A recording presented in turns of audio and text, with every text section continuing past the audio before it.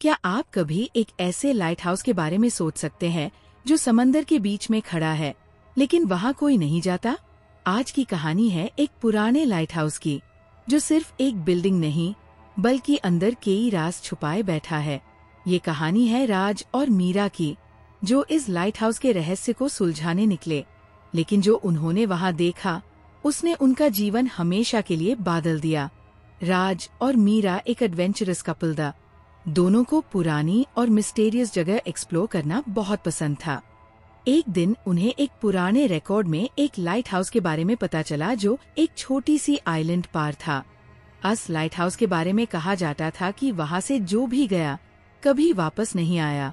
मीरा, जो एक documentary film maker थी, ने डिसाइड किया कि वो इस लाइट हाउस की मिस्ट्री पर एक फिल्म बनाएगी। राज ने उसका साथ दिया और दोनों ने प्लान बनाया कि वो इस लाइट हाउस तक जाएंगे और उसका इन्वेस्टिगेशन करेंगे। एक छोटी सी बोट लेकर दोनों समंदर के बीच इस आइलैंड तक पहुंच गए। रास्ता सुकून भरा था, लेकिन जैसा हाय वो आइलैंड के पास आए, हवा तेज हो गई और समंदर के लहरों में अजीब सा अंधेरा छा गया। आइलैंड बिल्कुल सुनसान था। वहाँ कोई जानवर या लॉग नहीं था, सिर्फ एक पुरानी और टूटा फूटा लाइट हाउस खड़ा था। लाइट हाउस देखने में तो एक नॉर्मल बिल्डिंग लग रही थी, लेकिन उसके अंदर से एक अजीब सी रोशनी निकल रही थी। राज और मीरा लाइट हाउस के अंदर गए।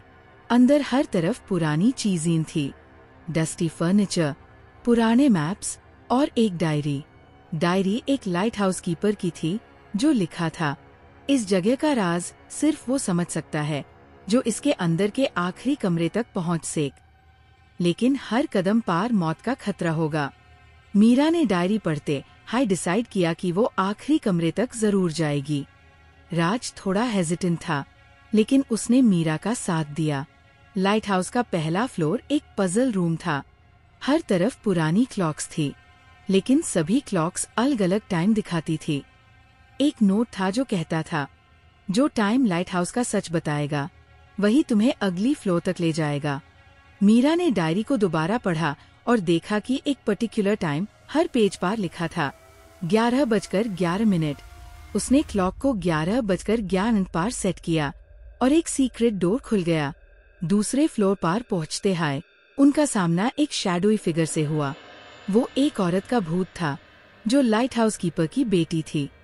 उसने कहा, अगर तुम्हें यहाँ से जिंदा जाना है तो मुझे मेरा सच बताओ। क्या तुम्हें पता है कि मुझे किसने मारा था?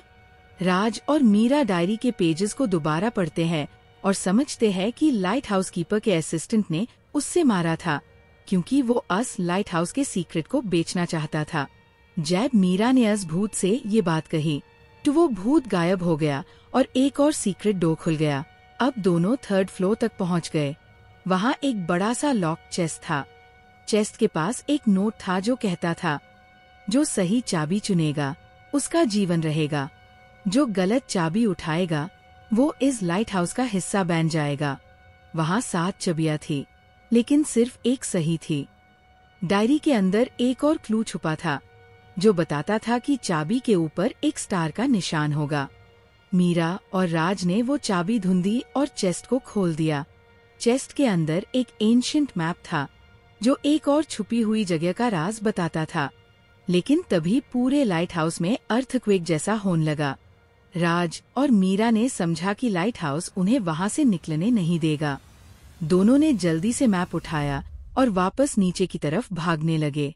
लाइट हाउस गिरने लगा था और समंदर का पानी तेज हो गया था। दोनों किसी तरह अपनी बोट तक पहुँच गए और आइलैंड से डोर चले गए।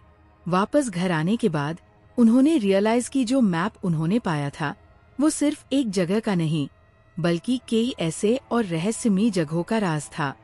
मीरा ने डिसाइड कि वो अपने एडवेंचर को कंटिन्यू करेगी और भी मिस्ट्रीज को ढूंढेगी। ये कहानी हमें ये सिखाती है कि क्यूरियोसिटी और हिम्मत से हम हर चैलेंज को पार कर सकते हैं। अगर आपको ये कहानी पसंद आई तो स्टोरी हब को सब्सक्राइब करें और अपना फीडबैक जरूर दें।